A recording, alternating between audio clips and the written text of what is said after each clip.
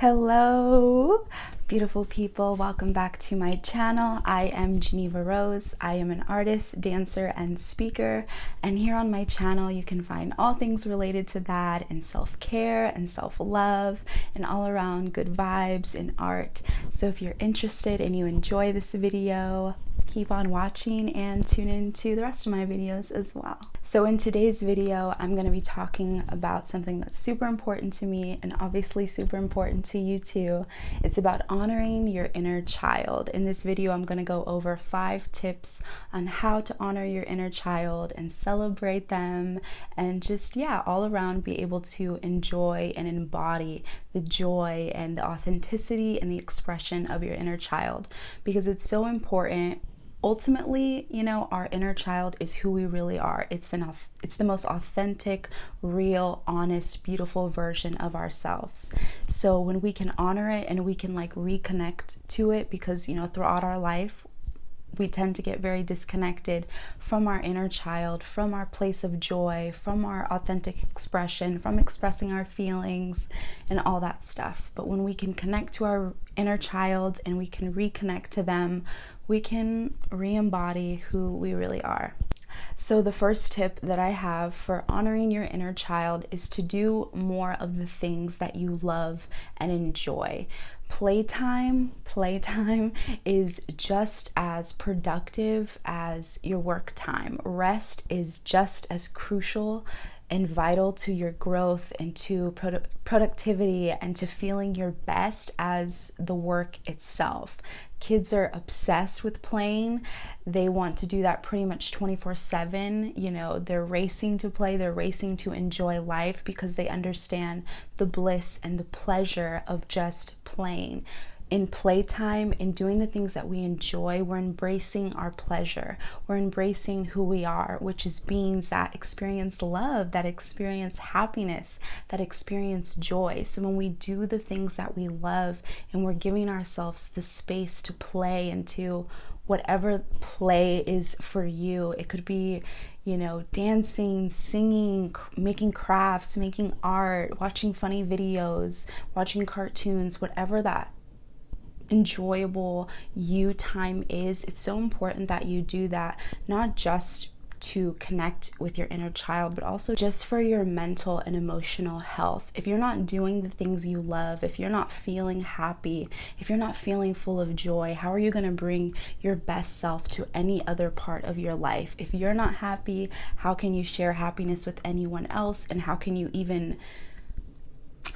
bring your best to the work that you have to do if you're not happy with the rest of your life? So playtime, enjoying your life, is just as important as anything else. The second tip I have for honoring your inner child is communicating your feelings, communicating your likes, your desires, your dislikes, your emotions. Kids are quick to be like, I don't like that.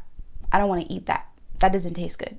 I don't want to go there. I don't like them. Or even when kids give that energy, I'm sure we've all experienced this in our childhood, or we've seen kids do this where they don't want to hug someone, or they don't want to go near someone, or they're like, ooh, no, no. That is literally their center, their source. Who they are is basically saying, I don't like that. I like this. I don't want to go there. I want to go here. I want to do this. If you can't be in touch with your feelings, if you can't express them to the world, how do you even know who you are? How can you even live a full life that's a reflection of who you really are if you don't even know who that person is and you can't express who that person is? Kids have it down packed when it comes to sharing what they like and sharing what they don't like.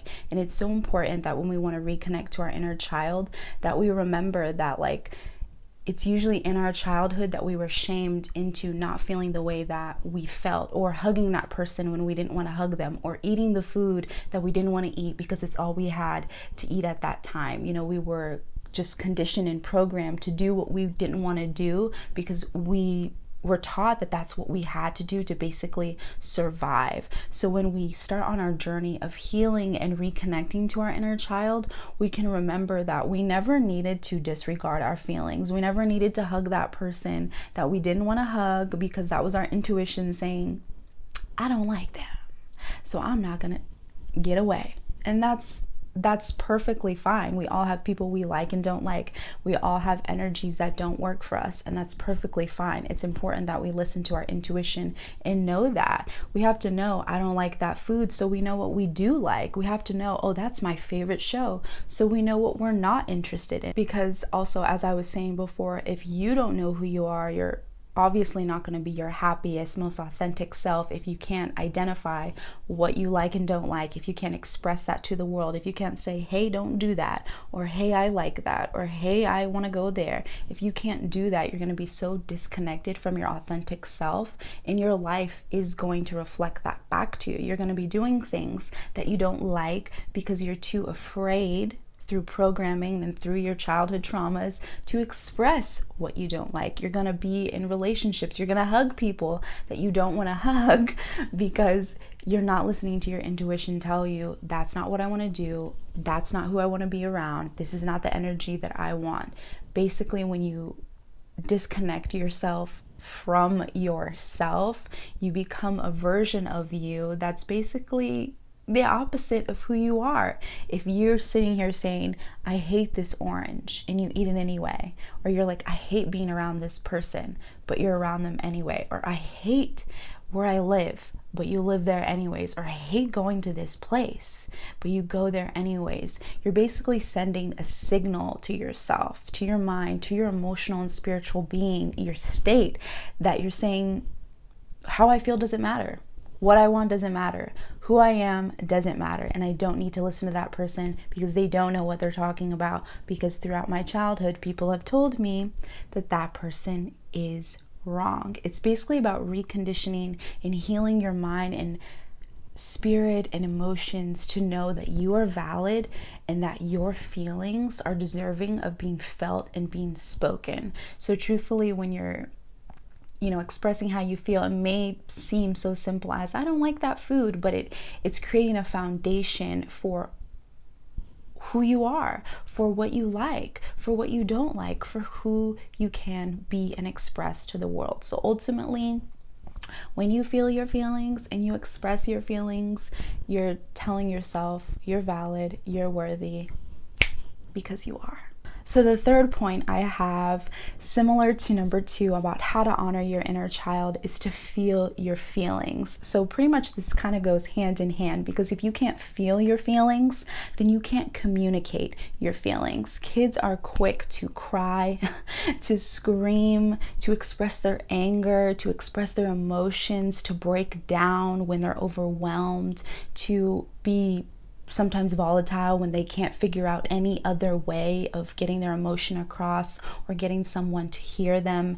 And yes, it's not always healthy, especially when you're an adult or you're more mature, to, express your anger in a volatile way or whatever, or be violent or anything.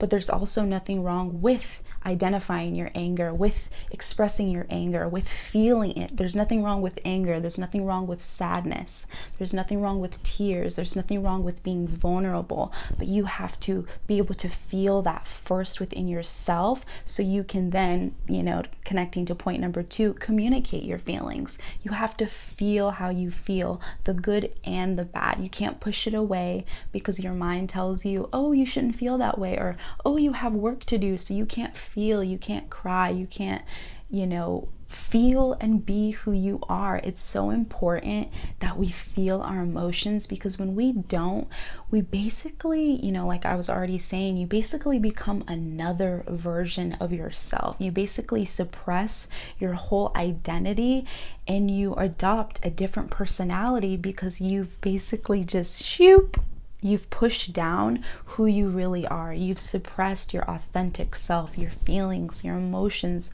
your heart, your spirit. So it's so important that you feel your feelings, and also realizing that it's more than just the inner child. It's also in your adulthood, just for your mental and emotional health. And ultimately, being connected to your inner child is so beneficial for your mental health, for your emotional well-being, for your spiritual development. All of it is intertwined in you being your best self. If you can't feel how you feel, if you can't communicate how you feel, how do you think your relationships are going to look?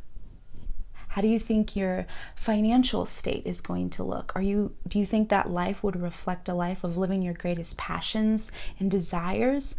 Or do you think that life would be a reflection of lots of disharmony in your relationships because you can't even feel how you feel and express them to your friends or to your partner? Do you think you would be pursuing your passions and living a full life? Probably not, because you don't even know what that full life is for you. You haven't given yourself the space to feel what that could be, to release the limitations that our mind and our trauma sometimes confine us in, and expand out of that and be like, you know what? This is how I feel and it's valid. I feel upset right now, so I'm gonna cry. I feel angry right now, so I'm going to express that. I'm going to find a healthy way to express my anger. And a lot of times, I'll just say as a side note, with anger, we just need to communicate. When we're angry, we just need to communicate, not always with maybe the person that we're mad at or the situation, whatever, but really with ourselves. Like I had a situation last week where I was getting like really upset, and it was totally valid in why I was upset.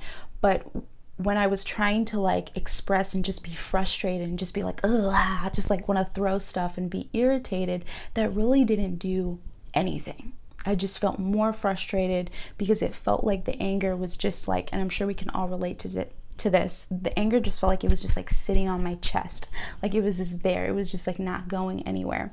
But the moment I started to think and talk to myself like, well, why am I upset?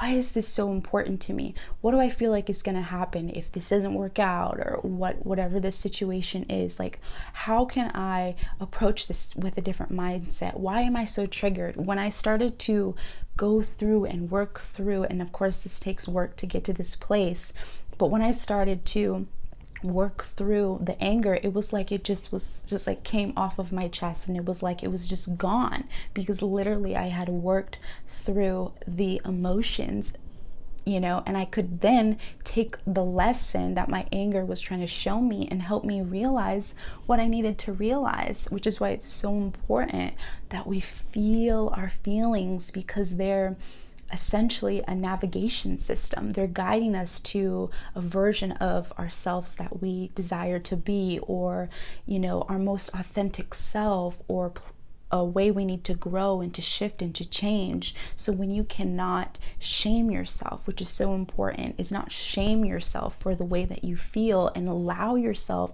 to feel them, you really become, not even become, you reconnect back to who you already are. Because this is why this is all about connecting to your inner child. You already were all of these things. Through our life, through our traumas, through experiences, we become disconnected from who we really are, from our authentic self, from our authentic emotions and feelings. We become programmed to believe that if we express our authentic self, that is met with shame and rejection or belittling or whatever. And of course, this isn't everyone's story, but for a lot of us, it is. We went through things where we felt rejected or hurt, or, we felt pain from expressing our true self, or, societally, our parents or, whoever raised us is conditioning us to survive and not to thrive. They're not teaching us how to understand our emotions, how to feel our emotions, how to communicate our emotions. They're teaching us how to survive through this paradigm, through this world, because that's all they know, because that's all they had as well. So that's why it's important that when we're going through this journey of healing, we start to unravel those layers, and we give ourselves the space and the permission to feel how we feel, because ultimately, when we feel how we feel, the true self is revealed. Ooh, that was a bar. That was cute. The fourth point for how to honor your inner child is, honestly, seems so simple, but spend time outside. There's a reason kids want to spend about 75% of their time outside. They want to play outside. They want to look outside. They want to go to the beach. They want to go swimming. They want to play in the grass. They want to play with their friends. They want to play at the playground. They want to run. They know and understand, even without really knowing, like mentally comprehending. They just feel, which is why it's so important to feel.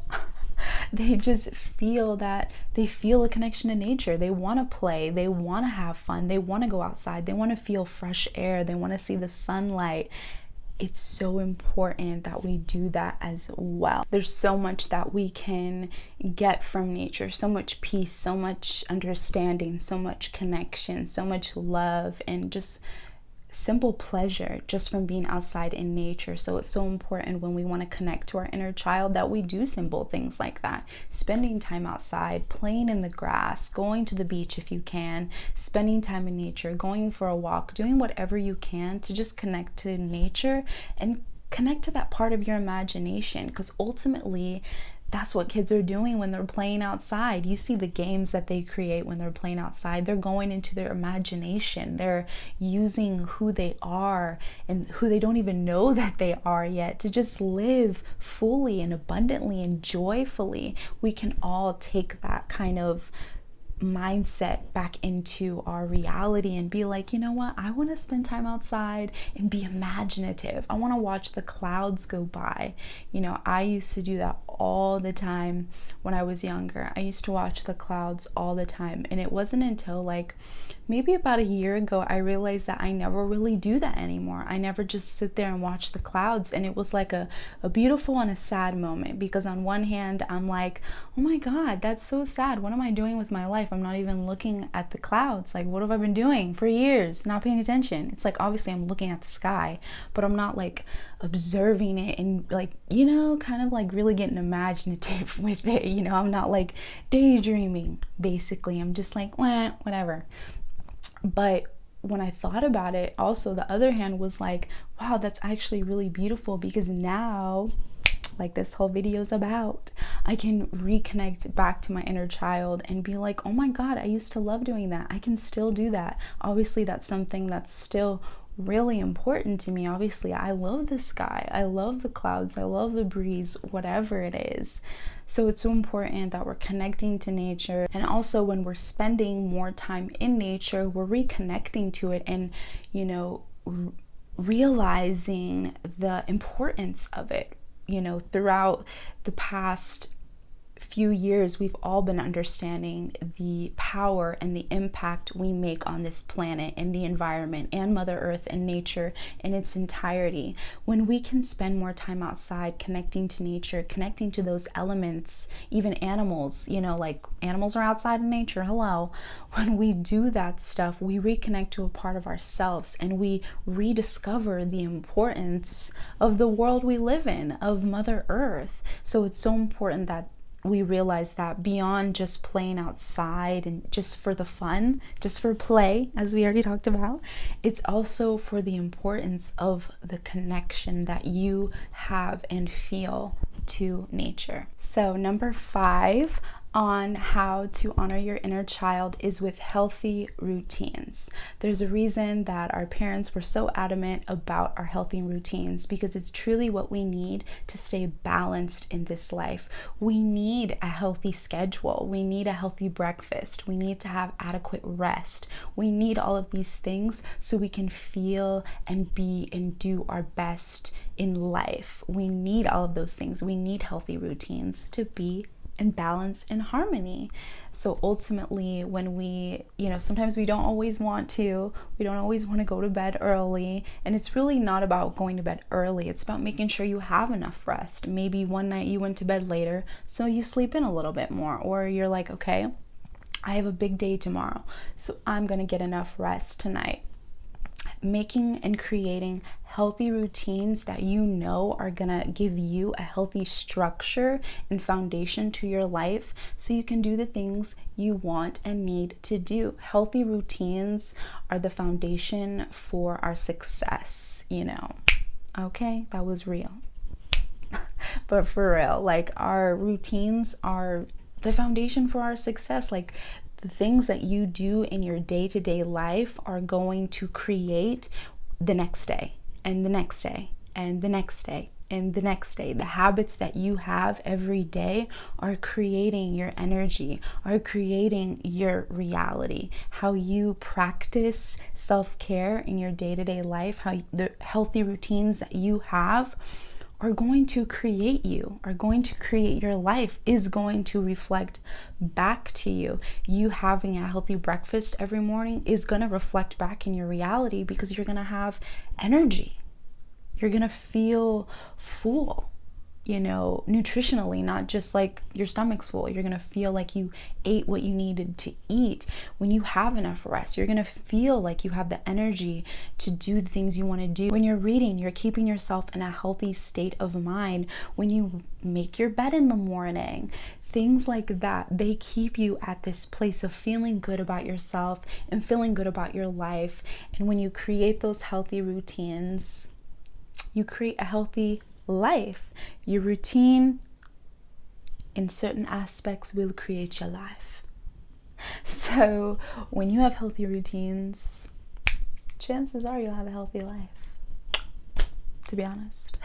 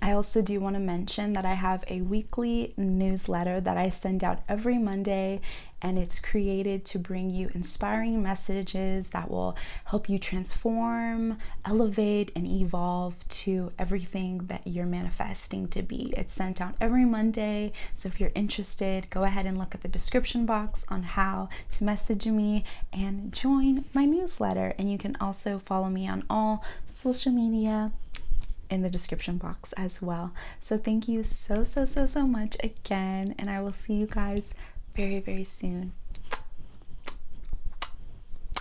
Peace.